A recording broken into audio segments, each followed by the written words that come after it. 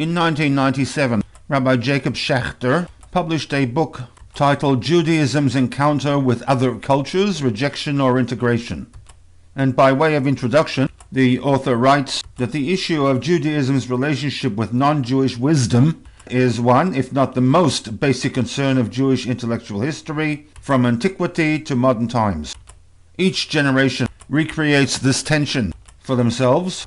Rabbi Schachter argues that in the history of Jewish thought, throughout the ages, the issue of integration or acculturation has garnished the greater degree of centrality and duration. Insofar as halachic Judaism is concerned, this issue is fundamental to an understanding of the way a minority Jewish culture confronted the majority cultures within which it functioned. Its struggle to retain its own identity, integrity, and authenticity under the pressure of other and often hostile environments.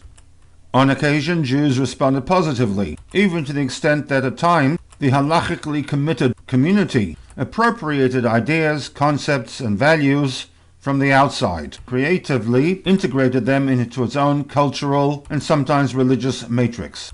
There were, however, many cases of principled objections to such enterprises, which generated heated controversies that emerged and re-emerged throughout the course of Jewish history, and did much to define the intellectual and religious profile of Orthodox Judaism itself. It was in the mid-1800s that the issue of integration versus rejection came to a head in the persona of Rabbi Shimshon Raphael HIRSCH, who took on the Reform movement in a battle that consumed him until the day he died. HIRSCH lived in the post-Napoleonic era, when Jews had been granted civil rights in a large number of European countries. Unfortunately, the historical cycle once again emerged that with the granting of these civil rights, majority of the Jewish community opted for assimilation and conversion, and those who didn't take the step of converting out supported a call for reform. A large segment of Shimshon Raphael HIRSCH's work focuses upon the possibilities for an Orthodox Judaism surviving in such an era, when freedom of religion also meant freedom to practice Torah precepts without persecution and ridicule. Towards the end of his life, the center of gravity for the Jewish community began moving towards the United States, and to demonstrate the challenges that faced Orthodox Judaism can be seen in the now famous Pittsburgh Platform, accepted by the Reform movement in 1885. One of the positions adopted in this platform demonstrates the mindset of the Jewish community of the day. We hold that all such Mosaic and rabbinical laws, such as those that regulate diet, in other words kashrut, priestly purity, and dress, originated in ages and under the influence of ideas altogether foreign to our present mental and spiritual state. They fail to impress the modern Jew with a spirit of holiness. Their observance in our days is apt to obstruct rather than further modern spiritual elevation. It was this mindset that HIRSCH challenged, firstly with his principle of Oistrit, creating an independent orthodoxy separate from a communal umbrella organization controlled by the Reform movement.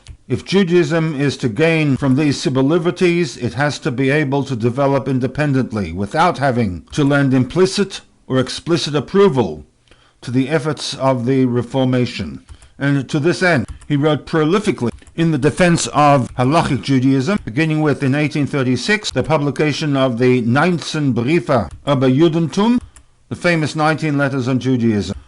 This work made a profound impression in German Jewish circles because it was something new. A brilliant intellectual presentation of Orthodox Judaism in classic German, and a fearless, uncompromising defense of all its institutions and ordinances. HIRSCH also penned a monumental work demonstrating the relevance of the Taryag Mitzvot in a 3-volume set of books titled Choreh. He wrote commentaries to the Chamisha Chumshei Torah, to Tehillim, to the Haggadah, a recently discovered manuscript on Biblical Hebrew.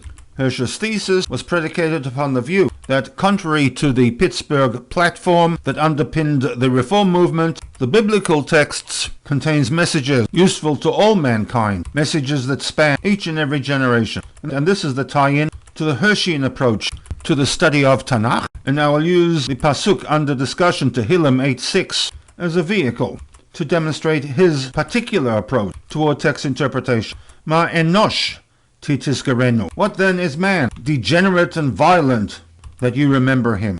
uven Adam. And what then is the son of pure mankind?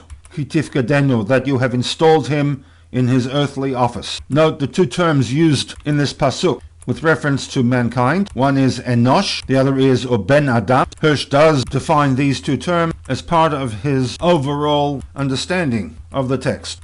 He juxtaposes the two terms, Enosh, the godless individual, with Adam, a man committed to the service of HaKadosh Baruch Hu. And in the context of the entire Perek, HIRSCH writes, then the name of the Lord, in other words, the concept of God, shall spell confinement and terror to the Enosh, the narcissism, the pride of those who reject in the existence of HaKadosh Baruch Hu, but liberation and preservation and a source of joy, undimmed to the heart of that man who shall become conscious of being an Adam in the service of the Lord. And from there we move into Pasuk Vav. Vatchasrehu miat me'elokim. You have withheld from him but a little of the divine.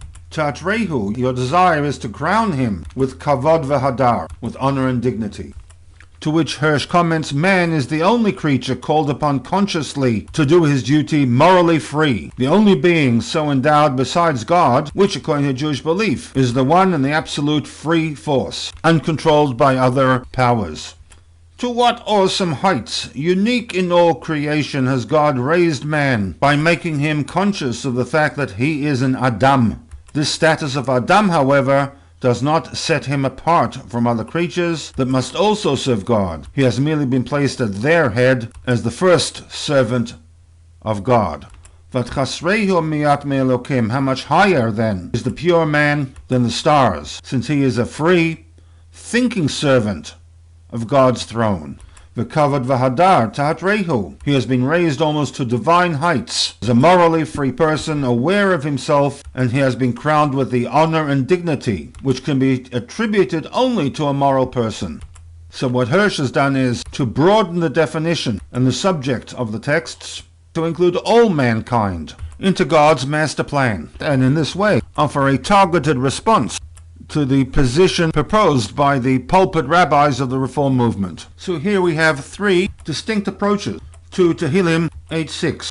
One from the Radak, who applies this pasuk to the neshama that has been placed into a physical body. Another from the Gemara that applies the pasuk to Moshe Rabbeinu. And a third who reads into a universal message to mankind as a whole.